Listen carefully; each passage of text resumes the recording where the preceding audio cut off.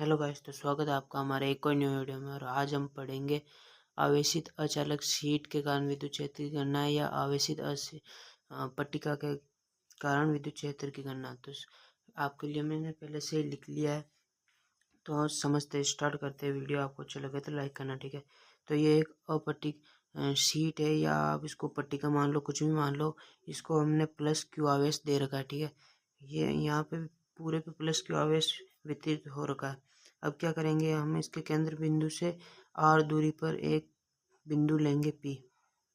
उस पर यहाँ पे से डी क्यू अल्पांश लेंगे। ये जो है अल्पांश लेंगे, क्योंकि हमें विद्युत क्षेत्र की गणना करनी है, ठीक है। तो यहाँ से अल्पांश लेंगे तो प्लस धनावेश के कारण जो विद्युत क्षेत्र की रेखाएं हैं बाहर की ओर निकलती है। तो यहाँ इस अल्पांश के कारण विद्युत क्षेत्र की रेखा ये जाएगी, और इस अल्पांश के कारण विद्युत क्षेत्र की रेखा यहाँ नीचे आएगी, ठीक है। तो क्या होगा कि अपन को इनका मान चाहिए होगा। मान के लिए क्या करेंगे कि आपने 11वीं क्लास समतल में गति में घटक लेना सीखे होंगे।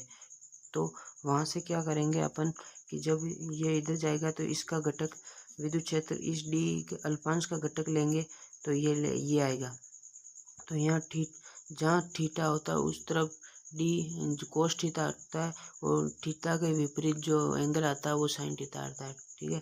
तो इस डी के कारण आएगा डी कोस थीटा, और इसी डी के कारण आएगा डी साइन थीटा। फिर ये किसका था, ये इसके कारण आया था।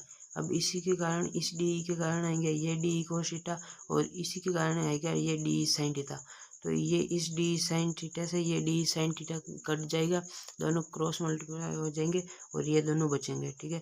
तो इसके लिए आपको लैंग्वेज क्या रखनी है कि पतली अचालक धनावेश शीट के कारण विद्युत क्षेत्र की दिशा की गणना करने के लिए चित्रानुसार घटकों घटकों घटकों को हल करने पर लंबवत शीट से दूर की दिशा प्राप्त होती है। मतलब इस शीट से दूर की तरफ दिशा प्राप्त होती है। मैं आपको बताता हूँ, या आपने नोट किया होगा तो पता किया होगा कि विद्युत क्षेत्र की दिशा इससे दूर है, शीट से दूर है, यही कहना चाह रहा है। यही परिभाषा अपन विद्युत क्षेत्र की दिशा निकालना चाह रहे थे, जो अपन को मिल गई है। अब अपन विद्युत क्षेत्र के मान की गणना करेंगे, तो उसके लिए अब मैं लिख लेता हूँ।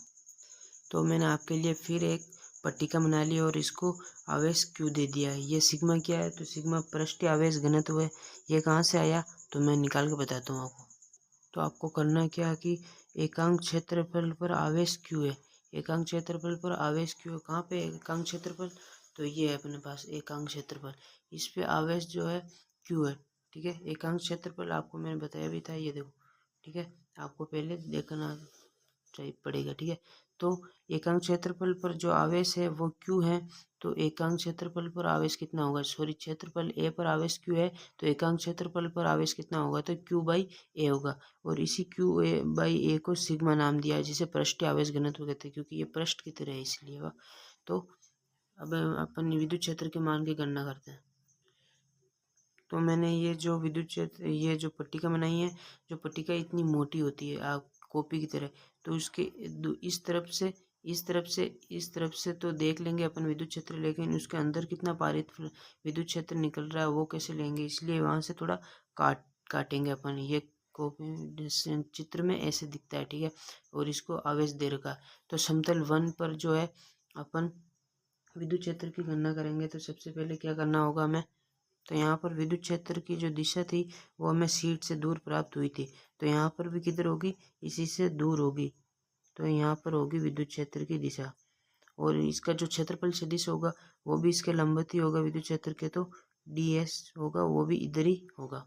अब सेकंड क्या करना है कि समतल 2 में देखेंगे, तो इसका विद्युत क्षेत्र इससे दूर होगा तो इस साइड होगा, ठीक है। तो इस साइड कहाँ होगा, यहाँ होगा विद्युत क्षेत्र, ठीक है। यहाँ होगा विद्युत क्षेत्र, और जहाँ इसका क्षेत्रफल सदिश है वो भी इधर ही होगा, डी एस, है ना। अब अपन को क्या करना है, अब अपन देखेंगे वक्राकार। तो यहाँ पे देखेंगे वक्राकार। वक्राकार मतलब 90 डिग्री पर, 90 डिग्री पर, ये 90 डिग्री का कौन है, आप सभी को पता है। वक्राकार देखेंगे तो विद्युत क्षेत्र की दिशा तो इस तरफ है, मतलब यहाँ पे देखना है, यहाँ पे देखना है, यहाँ पे देखना है, और इस साइज पे देखना है। तो इस साइड पे देखना, विद्युत क्षेत्र तो इधर है, लेकिन यहाँ पर अब क्षेत्रफल इसके लंबवत होगा विद्युत क्षेत्र के, तो यहाँ हो गया। तो ये 90 डिग्री पे हो गया। वक्राकार 1, इसको नाम देना वक्राकार 1। और ये जो होगा अपने वक्राकार 2 होगा। कौन सा होगा? वक्राकार 2। ये भी 90 डिग्री के एंगल पे बनेगा और इसका विद्युत क्षेत्र इधर होगा और इसका क्षेत्रफल सदिश ds जो ऊपर की ओर होगा, तो यहाँ पे 90 डिग्री बन जाएगा। इसको वक्राकार 2 नाम देना है, वक्राकार 2। और हमें जो विद्युत क्षेत्र की गणना करनी है तो यहाँ पे करनी है, इसे बोलेंगे पृष्ठ S से पारित प्लग पर S पर विद्युत क्षेत्र, ठीक है, विद्युत क्षेत्र। तो अपन फ्लक्स की गणना करेंगे अभी। तो मैंने आपके लिए फ्लक्स की गणना के लिए जो सूत्र होता है वो लिख दिया। आपको पता होगा कि फ्लक्स का जो सूत्र रहता है EDS कोस थीटा होता है, ठीक है। तो फाई बराबर हमने 4 जगह पर समतल 1, समतल 2 और वक्राकार 1, वक्राकार 2 पर विद्युत क्षेत्र की दिशा और क्षेत्रफल सदिश निकाला था, तो वहाँ से फ्लक्स निकालेंगे अपन। तो फाई 1 यानी समतल 1, फाई 2 समतल 2 और फाई वक्र 1 मतलब वक्राकार 1, फाई वक्राकार 2। तो अब देखना कि जो हम समतल पे निकाल रहे थे तो यहाँ पर एंगल विद्युत क्षेत्र और क्षेत्रफल सदिश के बीच में कितना था? 0 था। इधर भी 0 था। यहाँ पर वक्राकार में 90 था एंगल, कितना था? 90 डिग्री। और यहाँ पर भी 90 डिग्री था। तो इसलिए यहाँ पर दो समतल में दोनों जगह 0 है और यहाँ पर दोनों जगह 90 है। अब आपको पता होगा कि cos 90 का मान जो होता है 0 होता है, तो ये दोनों कट जाएंगे और cos 0 का मान 1 होता है। तो यहाँ पर आ जाएगा E.ds। तो ये दोनों कट गए और यहाँ से ई बार कांस्टेंट था, कांस्टेंट बाहर निकल गया और ds बच गया। अब ये ds का जो क्षेत्रफल का सदिश जो होगा उसका जो समाकलन s निकलेगा, तो फाई बराबर होगा E S plus E S. तो यहाँ से क्या निकलेगा मान फाई का मान निकलेगा 2ES। अभी और जो मेन आंसर आना बाकी। तो अपन ने अब नेक्स्ट क्या है कि समीकरण 1 ने अपन ने ड्राइव कर लिया था, फाई बराबर 2ES आया था। और गाउस के नियम से अब देखेंगे इस गाउस का नियम क्या कहता है कि आपका आवेश जो होना चाहिए टोटल आवेश होना चाहिए और विद्युत निर्वात की विद्युतशीलता मतलब एप्सिलॉन 0 होना चाहिए। तो हमें जब अब फाई का मान जो सिग्मा क्यू वो कुल आवेश निकालना है, वो कुल आवेश कहाँ से निकालना है? हमने समतल 1 और समतल 2 वक्राकार इनका तो निकाल लिया था, लेकिन इस पृष्ठ S से पारित जो फ्लक्स था वो नहीं निकाल पाए। तो ये निकालना कि कितना है, तो अपन ने निकाला था कि वो कितना हुआ था। वो कैसे निकालेंगे अभी देखना आप ये ध्यान रखना कि एकांक क्षेत्रफल पर जो आवेश है वो सिग्मा है। कितना है?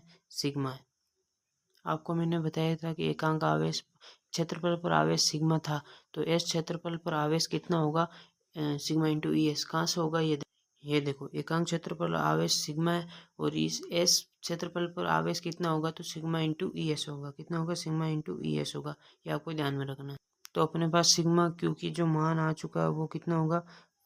फाइव बराबर ये होगा sigma into S upon epsilon 0। इसको समीकरण 2 दे देते हैं अपन। और ये जो है अपने फाइव बराबर 2ES, ये समीकरण 1 है, ठीक है। ये आपको ध्यान में रखना। अब अपन समीकरण 1 व 2 से विद्युत क्षेत्र का मान निकालेंगे। समीकरण 1 व 2 में आपके सामने लिख देता हूँ पहले। ये दो समीकरण आपके सामने जो अपन ने ड्राइव किए, अभी इनसी से विद्युत क्षेत्र निकालेंगे। तो इस फाइव बराबर यहाँ पर लिखेंगे अपन 2ES और इधर लिखेंगे sigma into S epsilon not, sigma S upon epsilon not. तो आपको कुछ समझ में आया नहीं आया होगा, लेकिन आपको ये जरूर समझ में आना चाहिए कि इधर भी एस है इधर भी एस है, तो दोनों एस से एस कट जाएंगे तो क्या बचेगा? ये बचेगा। यहाँ पे ई को रखेंगे सिंपल और इस 2 को नीचे गुणा में ले जाएंगे, तो सिग्मा अपॉन 2 एप्सिलॉन 0। ये जो अपना इसका मान होता है आवेशित अचालक पट्टिका या आवेशित अचालक शीट का मान होता है, ठीक है। ये आपको ध्यान में रखना है। अब अपन इसका ग्राफ प्लॉट करते हैं विद्युत क्षेत्र और दूरी के बीच में। तो आप देखेंगे कि विद्युत क्षेत्र और दूरी में कोई संबंध ही नहीं है, दूरी है ही नहीं, तो मतलब विद्युत क्षेत्र जो है नियत है। एक तरह से आप बोल सकते हैं विद्युत क्षेत्र क्या है? नियत है, ठीक है। क्या है? नियत। सिग्मा अपॉन 2 एप्सिलॉन नॉट नियत है। आपको वीडियो अच्छी लगी हो तो लाइक करना, और आपको जो वीडियो नोट्स चाहिए ये लिखे हुए प्रॉपर, तो हमारे टेलीग्राम चैनल के एजुकेशन बाय KSL या व्हाट्सएप चैनल KSL पर फॉलो करें और उससे जुड़े आपको वहाँ से सारी जानकारी मिल जाएंगी और भी बहुत कुछ मिलेंगे। और अच्छी लगी हो वीडियो तो आप सब्सक्राइब करें हमारे चैनल को और लाइक करें वीडियो। मिलते हैं नेक्स्ट वीडियो में।